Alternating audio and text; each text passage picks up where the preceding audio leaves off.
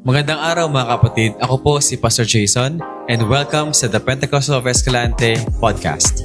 At ako naman po si Sister Iris. Dito mag-aaral tayo ng salita ng Diyos at magpupuri sa Kanya sa pamamagitan ng mga awitin. Kasama kami sa inyong paglalakbay sa pananampalataya, salvation, baptism, holiness, at buhay na may banal na Espiritu Santo. Let's dive in and worship together. Sa ating first episode, ang ating pag-uusapan ay ang salitang born again. Isang napakahalagang topiko o topic na kailangan matutunan ng mga bago sa pananampalataya. Amen. Pero bago ang lahat, hingin natin ang gabay ng ating Panginoong Jesucristo sa pag-aaral natin ng kanyang salita. Let's bow our head. Lord Jesus, we thank you, Lord, for this opportunity. We thank you, Jesus, dahil meron kaming Biblia na mababasihan, Panginoon, sa mga pag-aaral, Panginoon. Imulat mo ang aming pag-iisip, ang aming puso na tumanggap sa mga malalaman namin ngayong umaga. And Jesus, just be with us, Lord, this morning. We pray in your name, Lord Jesus, that you would help us understand this topic, born again, Panginoon, ngayong araw. And again, we thank you, Lord. We pray in the name of the Lord Jesus Christ. Amen. And let us feel the presence of the Lord right now kung nasaan man kayo nakikinig at gawin tayong tahanan ng banal na salita ng Diyos. Jesus. Ang puso ko'y dinudulog sa'yo, nagpapakumbaba, nagsusumamo, pagindapatin mo, ikaw ay mamasdan, makaniigaan, sa'yo ay umisan. Ang puso ko'y dinudulog sa'yo, nagpapakumbaba, nagsusumamo, pagindapatin mo, ikaw ay mamasdan, makaniikaan, sa'yo ay pumisan. Loobin mo ang buhay ko'y maging banal mong tahanan, luklukan ng iyong wagas na pagsinta, daluyan ng walang hanggang mga papuri at pagsamba, maghari ka, O Diyos, ngayon at kailanman. Yes, Jesus, fill us with your Holy Spirit, O Lord, and your presence sa aming pag-aaral ng salita. Ang puso ko'y dinudulog sa'yo, nagpapakumbaba, nagsusumamo, pagindapatin mo, ikaw ay mamasdan, makaniigaan, sa'yo ay pumisan. Loobin mo ang buhay ko'y maging banal mong tahanan, luklukan ng iyong wagas na pagsinta, daluyan ng walang hanggang mga papuri at pagsamba,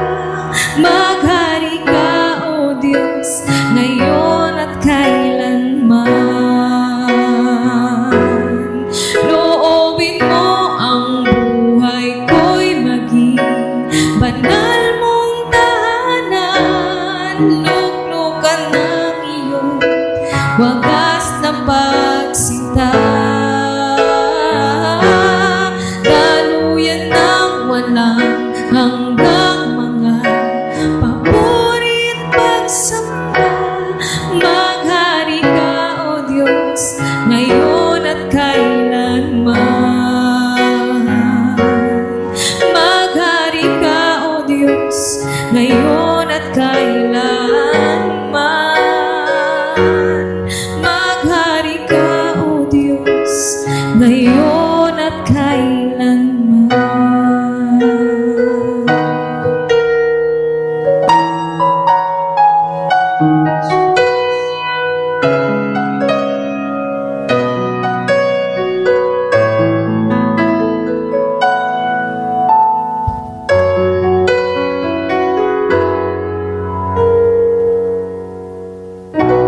Thank you, Lord Jesus, sa mga awitin na binigay niya sa atin na makakatulong na tayo ay makakonect sa Diyos at makapagpuri sa Kanya.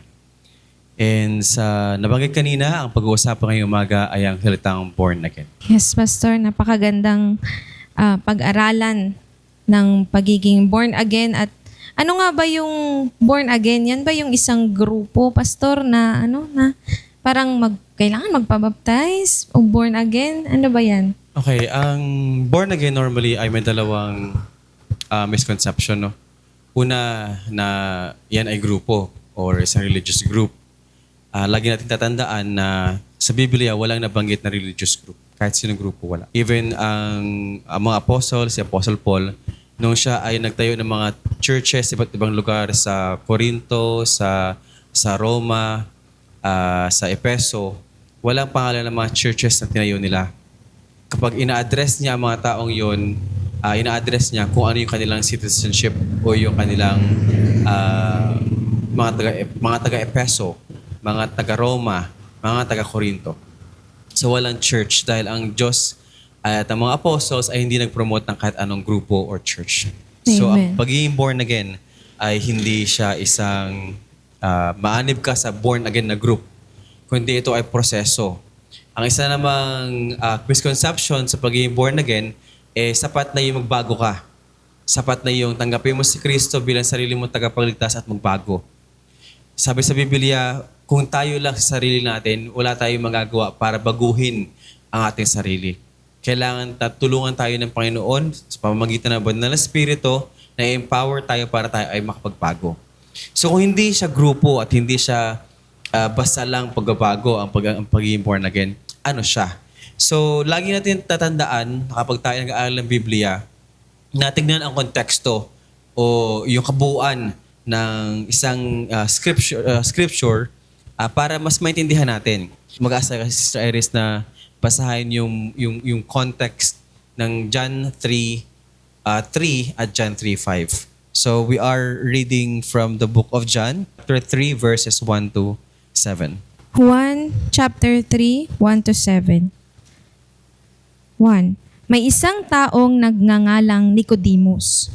Isa siya sa mga pinuno ng mga Hudyo at kabilang sa grupo ng mga Pariseo.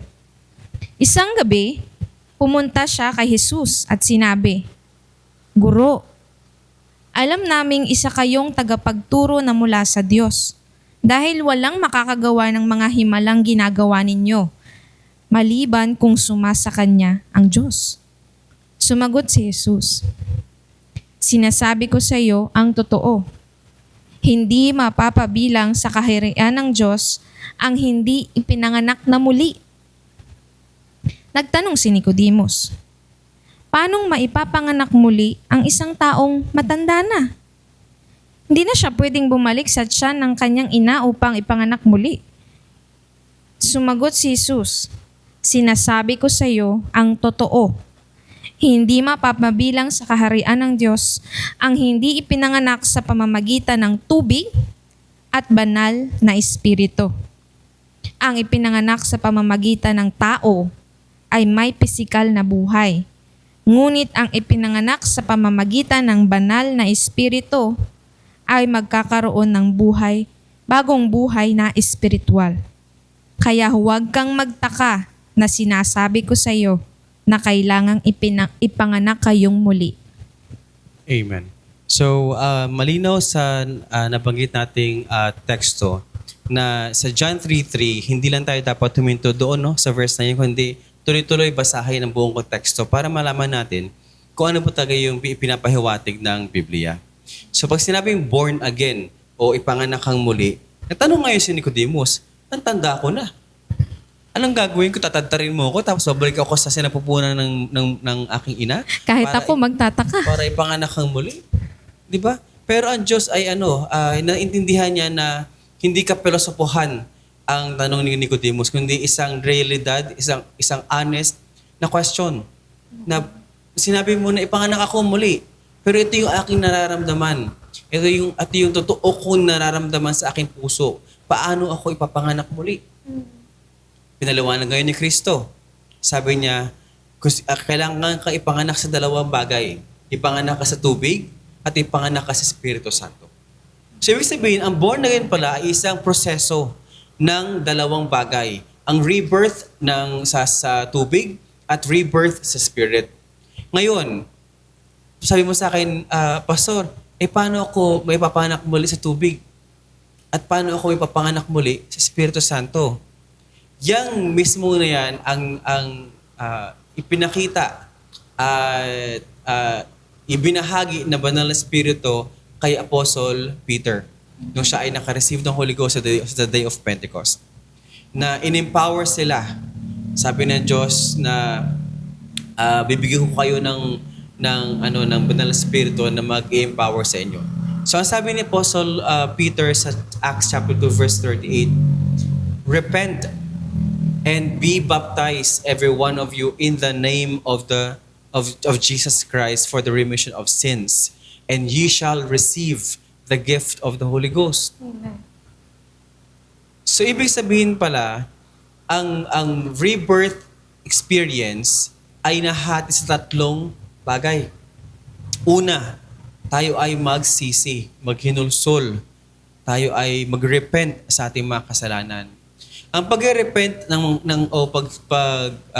talikod sa ating kasalanan ay hindi lang basta simply paghingi ng patawad na lip service lang, yung sorry Salita lang. salita lang yung pasensya na.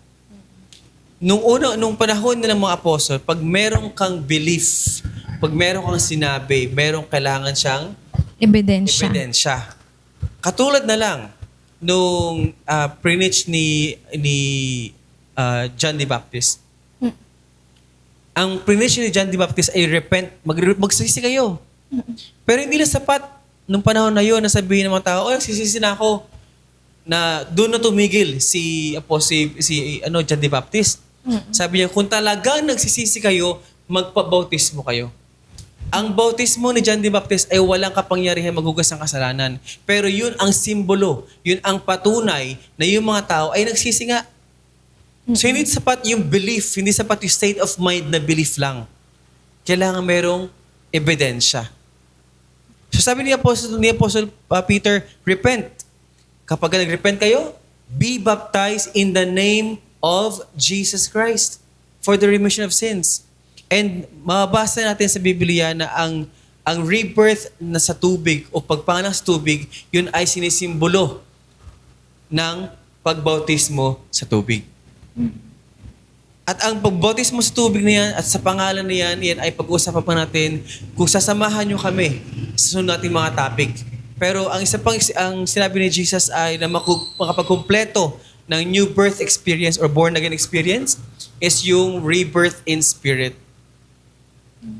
So hindi pala totoo na lahat tayo may Espiritu Santo na may Espiritu na Diyos. Ang sabi sa Biblia, if you don't have the Spirit of God, You are none of His. Amen. Ibig sabihin, tinatanggap pala ang banal na Espiritu. At may instance, mga kapatid, na yung day of Pentecost, Acts chapter 2, yun yung first time ever na yung banal na Espiritu ay nag-manifest at pumunta sa tao. Yun ang kauna-unahan. So kung meron kauna-unahang instance ng pag-receive ng Holy Ghost, prior to that, ang banal na Espiritu ay hindi nanahan sa tao. Mm. At ibig sabihin pala, tinatanggap pala ang banal na Espiritu. Nagmamanifest pala yun sa atin. So hindi tama at hindi sapat ang sabihin mong tinatanggap ko si Kristo bilang sarili kong tagapagligtas. Hindi sapat yun, mga kapatid. You have to undergo the process of rebirth or born again experience. Kailangan mong puntahan yun. Kailangan mong daanin yun. Kailangan mangyari sa atin yun. Dahil yun mismo ay nangyari sa ating mga apostles dati. At kahit kay Apostle Paul, nangyari din yun. So, ibig sabihin pala, Pastor, kahit si Nicodemus na sobrang bait pa, ganyan, mabait, o walang ginawang kasalanan, pumunta pa siya kay Jesus para magtanong kung papaano maliligtas. Ibig sabihin, ang mga tao na mabuti, pero hindi nagsisilbi sa Diyos, ay hindi makakapasok sa kaharian? Tama ka dyan, sister. Yung kay Nicodemus talaga nun, out of curiosity lang yun. Kasi nag-wonder siya eh. Maraming miracles na gagawa itong taon to. Kung hindi siya sa langit, kung hindi siya galing sa langit, kung hindi siya Diyos, paano yung mga gawa yung mga bagay ito? Yun ay out of curiosity. Tandaan nyo, matalinong tao si Nicodemus. And natural sa matalinong tao na maging curious at magsaliksik at magtanong. Pero nung tanong siya, yung kanyang curiosity ang nagbigay ng daan sa atin para sabihin ni Jesus yung tungkol sa salvation. Kung paano tayo ay maligtas. Ngayon, mayroong instance sa Acts, no, na ang mga apostles, nadaanan nila yung mga tagasunod ni John the Baptist. Tandaan nyo na baptize yung mga yun sa repentance kay John the Baptist. Pero nung nasalubong sila ng ating mga apostol nung panahong yun, tinanong sila, have you received since you believe? Amen. So, ibig sabihin, hindi sapat ang maniwala. At tinanong, nakatanggap ba kayo? Simula nung kayo ay naniwala. So, mayroon palang basehan. Mayroon palang matatanggap. Mayroon palang senyales o ebidensya na ikaw ay nakatanggap na. At kung paano malaman kung tayo ay nakatanggap na ng banal na Espiritu, sundan niyo kami sa aming pag-aaral at pag-uusapan natin eventually. Pero mayroon pang isang tao. Sabi mo sa Aris, hindi ba sapat nagbawa lang ng mabuti? Hindi ba sapat na hindi gumawa ng masama? Hindi ba sapat na wala kang kaaway, wala kang inaaway, namumuhay akong tahimik? Hindi ba sapat Tumutulong ako sa mahihirap. tumutulong ako, nagbibigay ako ng limos. Nagbibigay ako sa mga charity. Hindi ba sapat yon para ako ay mapalangit? Tandaan niyo mga kapatid ang isang karakter sa Biblia, si Cornelius. Noong time na to, ang Romano ay sinakop ang mga Israelites. So under ng Roman Empire ang city nila. At may mga leaders yon. Si Nicodemus Or si Cornelius. Cornelius ay isa sa pinaka-influential na Romano. May mga tao, mayaman, mabait, sabi sa Biblia. Centurion. Isa siyang centurion o may pwesto o may posesyon katungkulan sa military power ng Roman Empire. Siya mismo mga kapatid, though nakita ng Diyos yung kanyang kabutihang tao, kabutihang loob, pero hindi yun sapat para maligtas. Ang ginawa ng Diyos, pinapuntahan siya kay Peter. Hindi siya Hudyo. At nung mga time na to, ang Hudyo ay tao ng Diyos at ang hindi Hudyo ay hentil. At sa paningin ng mga Hudyo, walang karapatan sa promesa ng Diyos. Pero ang kauna-unang hentil na nakareceive ng Holy Ghost o ng Banal na Espiritu ay si Cornelius. Pinapuntahan, mabuting tao, hindi nang-aapi, hindi nag-power tripping. Pero kailangan pupuntahan kay Apostle Peter. Pinadoktrinahan, ibig sabihin, ipinaliwanag ang doktrina, ang turo ng Diyos. At habang nagba-Bible study si Peter, nakalagay sa Biblia na yung buong sangkabahayan ni Cornelius nagpabautismo at nakareceive ng Holy Ghost. So hindi sapat mga kapatid, ang kabutihang loob lang natin para tayo ay maligtas. Yun ang born again. Hindi grupo, hindi lang siya basta pagbabago, kundi isa siyang proseso na malinaw sa Biblia na dapat nating ma-experience at dapat nating maranasan. At ano ulit yun, Pastor? Dalawang bagay? Born of the Spirit and born of water. Yes, Pastor. At kung sakasakaling may mga magdesisyon at nasa puso nila ngayon na ganun pala ang kaligtasan at kailangan nila ng tulong, Pastor, paano ba tayo makakatulong sa kanila? Mga kapatid, kami ay bukas, actually 24/7 dito sa Sitio Santa Cruz, Barangay Buena Vista. Bago dumating sa Bonista Beach Resort sa mga taga Negros at sa mga kung may mga OFW tayong listeners, you can post your comments sa comment section or contact us sa aming Facebook page sa The Pentecostals of Escalante. Tutulungan namin kayo na samahan namin kayo na malinawan at mag-aral tayong lahat. Again, ako ay hindi scholar ng Biblia. Ako ay nag-aaral din. Pero ang Diyos ay napakabuti para bigyan tayo ng Holy Ghost na tulungan tayo sa ating mga pag-aaral. Yes, thank you, Jesus. At kami dito sa The Pentecostals of Escalante ay hindi kami sarado sa ibang mga churches. Kaya kung kayo ay sa ibang lugar, hahanapan namin kayo ng mga tao na makakatulong din sa inyo, na kayo ay magpabautismo at kayo ay tulungan sa inyong proseso na makatanggap ng banal na espiritu para magkaroon tayo ng kasiguraduhan na tayo ay makakapasok sa kaharian ng Diyos. Amen. Kami ay maghahanap ng mga churches na nagtuturo ng tama at i-refer namin kayo sa kanila dahil ito ay hindi lang ito paramihan ng members, kundi Amen. ang ating trabaho ay ipalaganap ang tamang katuruan. Tandaan natin mga kapatid, na sabi sa Biblia, I will take vengeance to them. Sabi ng Diyos, maghihiganti ako. Anong paghiganti ng Diyos? Yung naglalagabalab na apoy. Yes. Impyerno, yun ang paghiganti ng Diyos. Yes. I will take vengeance on them that know not God and obey not the gospel of the Lord Jesus Christ. Amen. So dalawang bagay kailangan natin sundin. Alamin ko sino ang Diyos. Pangalawa, sundin ang turo ng Diyos. Amen. O yung mabuting balita. Marami tayong mga marami ako iniwang mga questions sa inyong mga isipan ngayon. Pero inaanyahan ko kayo na tumutok lang kayo sa aming channel at pag-uusapan natin maigi ang mga bagay nito. Yes, at isara lang natin sa mas maiksing panalangin ang ating episode ngayong umaga.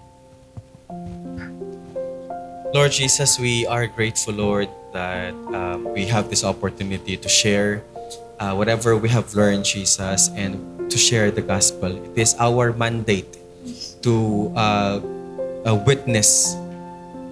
Hindi lang kami, Panginoon, na constrain sa aming physical na mga audience, but we are praying, Jesus, that this venue, ang YouTube or ang Facebook or ang podcast, ay maka-reach out na mas marami pa at makapukaw ng malikhaing mga kaisipan na magtanong tungkol sa tamang kaligtasan. Again, we thank you, Jesus. We pray that this venture, Lord, ay magbunga at marami ding makasalumuha kami sa online at ganun din, Jesus, we are praying na magkaroon din kami ng mga inquiries na sa physical na pumunta sa simbahan. We thank you, Lord. We thank you for your goodness, Jesus, and for your grace. We thank you for the assurance of salvation, Lord. In Jesus' name we pray. Amen. Maraming salamat sa pakikinig and Jesus be with you.